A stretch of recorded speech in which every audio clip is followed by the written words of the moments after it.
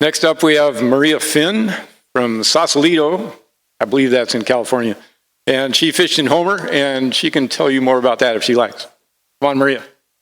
All right. So I was in Alaska for 9 years, and I never became a very good Alaskan. The first reason was I did not like winter at all. I hated it. So I left for a lot of it, but even if I came back in the spring, one spring, it was March or April, it was still snowing and snowing and snowing, and I was complaining about it to the point, one day a friend came by with skis. He said, "Learn how to ski, shut up about the snow." So I was okay. So I went out by myself to cross-country ski. I thought, how hard can it be? And I fell numerous times, punched through the snow. There was powder underneath that, was crawling along, hit a tree, sprained my finger. At one point I was down on the ground and I looked up and there were 2 bald eagles and 2 hawks right above me. And I was like, oh, that's so beautiful. And I was just watching them fly. And then I realized they thought I was an injured mammal and they were waiting for me to go down for good. And I was like, no, I'm making it out of here. So I get back to my cabin. Another reason I was a bad Alaskan, I was very bad at making fires. In fact, I used Duraflame logs to start them, which everybody teased me about. And so they weren't that hot, they didn't last that long. So I get back to my cold cabin, my water's frozen, and I'm like, oh, winter. And I get a phone call from my friend Dave, who's in Kodiak.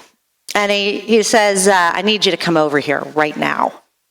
And I was like, well, why? And he goes, well, my observer quit, and I need you to take her place. What Dave had done is he became a pilot like the year before. He took out a bunch of credit cards. He bought a Super Cub airplane. He put it back together over the winter with sort of duct tape, spit, and peanut butter. And then he convinced some seiners over in Kodiak for the herring season that he should be their herring spotter pilot. Now, I'm not sure if you're familiar with spotter pilots. But we have several buildings in Homer that were built because of mid-air collisions from spotter pilots on Kodiak, and the family's got the insurance money and built a gym, right? So it's this really probably the most dangerous job in Alaska. But Dave he took it on, and he had an observer, and it was a woman from Sitka. A tall, long-legged blonde from Sitka. We had all seen her picture numerous times because Dave was really excited about this. And it was, he's like, oh yeah, she's training to be a pilot, so she wants to learn from me. I'm like, she probably has more experience than you do, dude. Like, what? But then he also, it's like, well, observers and their pilots just hook up. It's how it is, So, and his also, he's like, she's from Sitka. She doesn't know me, She doesn't know anything about me. She might want to be with me. Because if you've been to Alaska, that's what they're thinking. Like, you walk down the street and tell Keaton and those guys with their big trucks with their big dogs in the back, and they're going really slow looking at you. And I know they're like, she doesn't know anything about me. Yeah, I might have a shot here. So I said to Dave, I've heard that's super dangerous, and I don't want to do that. And I said, why don't you call Lester? Lester will do it. He's up for anything. And Dave said, well, I can't. Lester weighs too much. I can't have that weight in the plane. It has to be a female. Come on, you have to do this. And I looked around, and I'm broke. It's springtime. I'm bored. My cabin's cold. So I said, okay. So I fly to Kodiak, and he picks me up, and we're flying back to the fishing grounds, and we go around the cove, and there's this mountain passage, and the wind just smacks us down. Like I don't know. It felt like 20, 50 feet. It was probably 5, but it was intense. And I was like, well, why'd your observer quit? And he goes, well, she was scared. He goes, but I've gotten much better at flying. I'm like, oh, scared like of that? And he goes, no, that wasn't it. No, I wasn't the scary part. So we get closer to the grounds, and we start to see the boats. And the boats see us, and they start calling us, and they're calling us on the radio. And so Dave and I can talk back and forth to each other, but we can also talk to the other, or he can talk to the other boats. So the boats are calling, and they're calling. They say, hey, would Maria like to come for dinner? We're making halibut cheeks. And Dave's like, I'm the pilot. Why aren't they asking me what I want for dinner? I'm like, because I'm a female on the fishing grounds. And yes, I would like halibut cheeks for dinner. So we get out there, and we meet the boats, and we're kind of, it hasn't opened yet. They're waiting for the roe to be ripe enough, the herring, because the herring, almost all of it gets shipped to Japan, where the roe's eaten at New Year's for good luck. And so you can't fish them before the row's ready to go. And so we'd watch the eagles, or bald eagles, would kind of fly right next to us, and they'd circle and they'd land on the herring and take off with the herring. So we'd try to land, Dave would try to land, and then we'd try to jig to see, okay, are they going to call it soon? But we're getting ready. And then Fishing Game calls the first opener. We have 2 boats we're fishing for.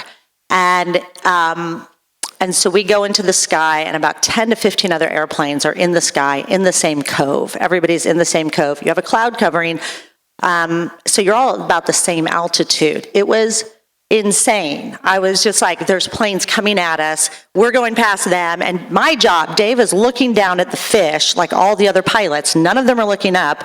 They're telling their boats where the herring are and how to set on them. And the observers in the back seat are yelling, 12 o'clock high, 3 o'clock low, for collision course with the other airplanes, right? So I'm yelling this in the back seat, and Dave's like, no, it's only if it's like we're about to hit. You don't just, warn me if they're a whole 50 yards away. And he goes, and if they really are about to hit, you need to emergency maneuver this airplane. And I was like, okay, my only criteria for this job was that I weighed less than Lester. So I have no idea how to emergency maneuver an airplane. And he's like, it's really easy. You take the joystick and you push it up to go down and back to go up. And I was like, well, that would be really easy, but if I'm panicking, and then I might confuse the two, and we're dead. And I used to do that when I worked on boats, and I port and starboard. I can remember in the best of times, so if I got really stressed and the skipper would yell, port, I'd be like, I can't remember what port is. So I wrote it on my boots. So in case of an emergency, I could look down to the P or the S, and know which way to go.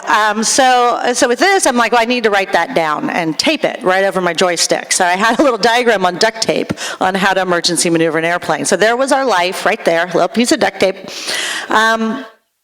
So we fly around, and then we go down, and it's just like, oh, that was nerve-wracking, and we do it a second day. And then, like, the second or third day, Dave goes, yeah, just wait till we get to Togiak, though, because there's going to be like 100 airplanes in the sky, not 10. And I looked, and in one way in which I was a really good Alaskan is I would do very dangerous things. So if somebody was like, hey, I have this poorly maintained boat, we're going to take her on Gore Point in the spring, you want to come? I'd be like, yeah, I'll go. Or one time we were dead in the middle of Cook Inlet because our line was wrapped around our prop and our shaft, and we had to take turns diving. And I'm like, I'll dive, I'll go, I'll give it a shot, But this was seriously dangerous, this airplane, and a lot of people had died in midair collisions, and I was just like, I'm not going. No, I'm not doing it. And he's like, I had told this guy we'd meet him there, and I have these 2 guys and a third guy. I've gave him my word. I'm like, you don't owe that fisherman anything, dude. You owe your parents a lot, though, And I said, and I do too, and I'm not going. I said, and he goes, well, I'll probably die then. And I said, well, then I will stand on the beach with a walkie-talkie and tell you when you're on collision course. But it might be like, oh, no, that's not my left, that's your left. Wait, that's my left. No, you're right. And so we get to the boat, one of the boats we're flying for, the Luna, and I tell the skipper, I'm like, you guys, the weather is good in Kodiak, you're catching fish, price is good, all the other boats are leaving for Togiak. Why don't you just stay here and keep fishing? Why do you need to go there and compete with the rest of the boats? You're making money. And so the skipper they talked about it. I'm like, you have to convince Dave to not go to Togiak and to stay here.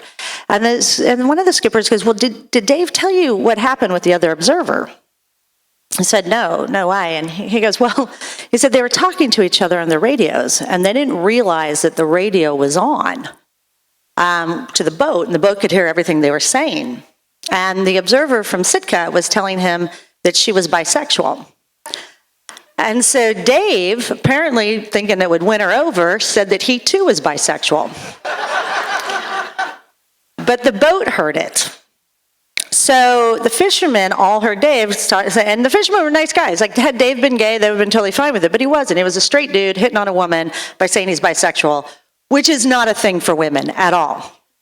Like, even the millennials, it's like, oh, tall, dark, and bi. No.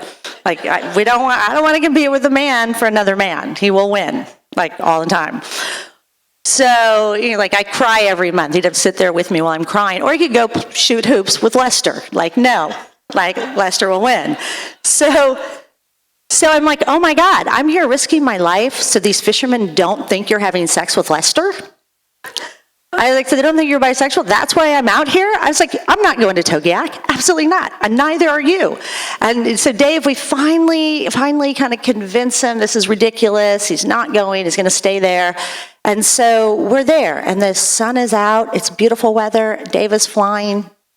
And I didn't really even need to be on the airplane because there's no other planes in the sky. So I stayed on the boat and I would choose the music and kind of having fun. And eventually Dave came down and he's like, look, I got to take you off the clock here. You're not really doing anything. And I was young at the time. So I was like, okay, that sounds reasonable. If I was this age, I'd be like, no. I came out here and risked my life for this. For a teeny tiny share of your teeny tiny share, I'm going to sit here in the sun and eat halibut cheeks until this run is over. So that's my life coaching out there, women. Sit in the sun and eat halibut cheeks till the run is over.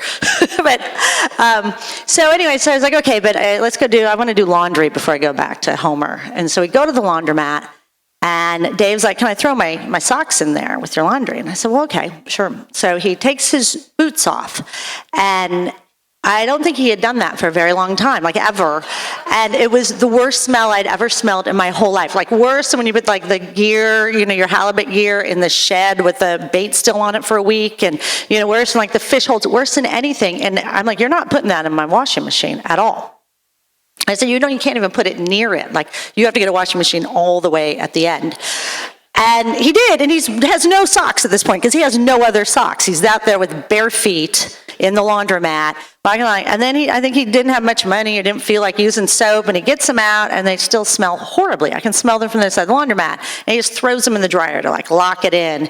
And oh yeah, and of course there's this commentary coming from me pretty much the whole time along these lines with his socks and the smell. So, with Dave, his first season with herring, he didn't get to have sex with his observer like he was hoping, any of his observers. But unlike many of the other pilots and observers who have been killed in mid-air collisions during herring season, I like to take credit for the fact that Dave did not die either. Thank you.